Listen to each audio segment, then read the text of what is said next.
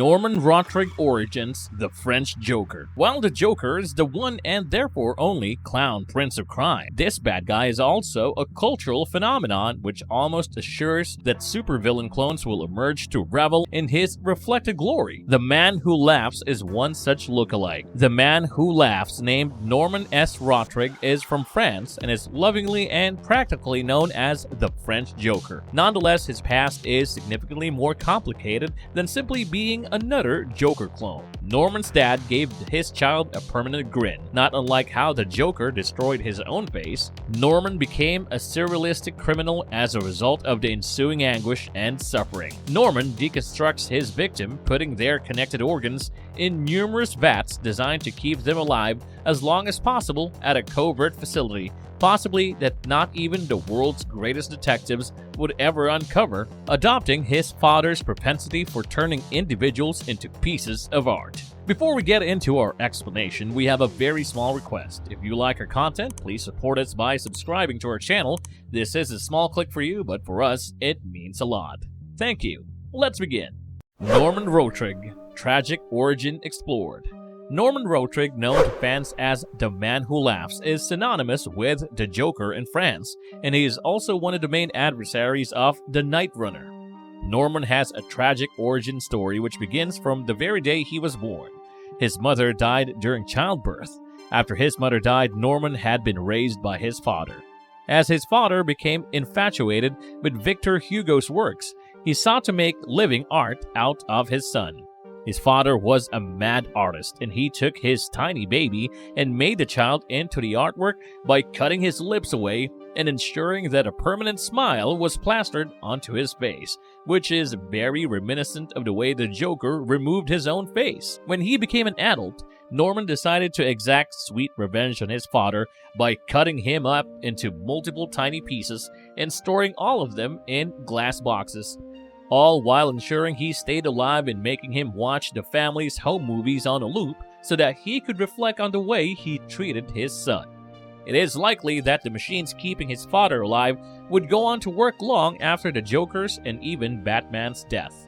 During this time, Night Runner, Robin, and Batman were attempting to look for Rotrig. The Night Runner, whose real name is Bilal Acela, is a free, unattached vigilante who roams the streets of Paris. He is also a member of Batman Incorporated. Bilal is actually a student in the Paris neighborhood of Clichy-sous-Bois, a tense area marked by racial conflicts. Bilal declined to take a side in the dispute until he and his best buddy, Arif, were caught up in the middle of it one day. Later during the day, Arif, preoccupied with seizing control of the law, burned down a police station, killing himself in the process. To commemorate his friend's memory, Bilal resumed his parkour training and went on to become the superhero dubbed as Night Runner to avert anarchy and civil strife in his city. Rotrig wishes to compel the three superheroes to look for him, and in order to reach his objective, he sets free 4 of the city's most deranged villains from jail and takes a gas bomb in front of his head so as to make him seem like the Son of Man. The Batman and Robin comic issue number 26 narrates Rotrig's story in great detail. The issue starts off with Rotrig narrating his childhood and how he was a young and healthy baby, which he knew because his father made a lot of home movies since his childhood. His father has grand plans for Norman and believes that he is destined for greatness.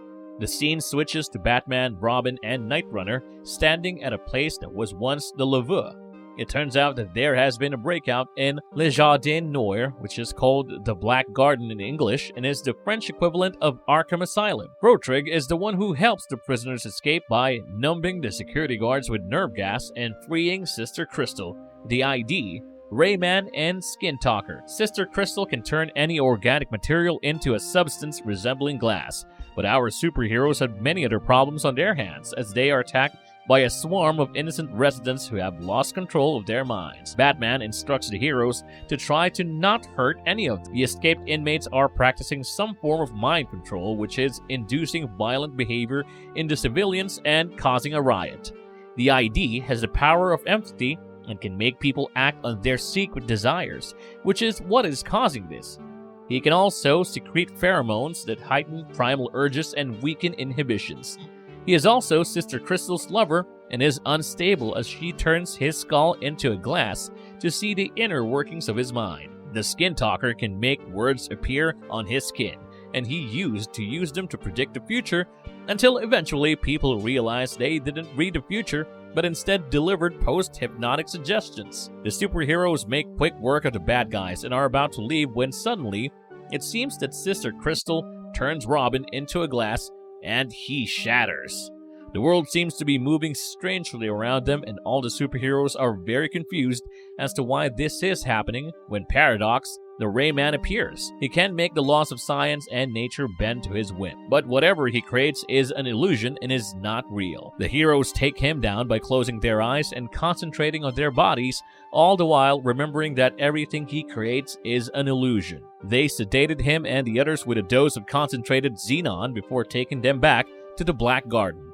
The heroes realize that Rotrig is watching them the entire time and go ahead and demand answers from him. The French Joker has set up explosives, and so the heroes cannot sedate him, and he forces them to watch a whole movie of when he was a child. He reveals to them his face and tells them he was his father's work of art. Norman says he did this all because he wanted to create art, and he believes it is reasonable for people to die for art. Batman becomes enraged and attempts to get the remote in his hand, but Rotrig reveals that the explosives are voice-activated and sets them off by saying, "Goodbye, Father." The explosives turn out to be a bit of a bust, as they were never meant to kill, and Rotrig also reveals to the superheroes that he is transmitting the live video of whatever is going down to his father, who is stored inside the many glass boxes, while a machine is keeping him alive. Norman believes that in the end his father will learn that there is nothing to learn, and all the accomplishments men make in all of our great civilizations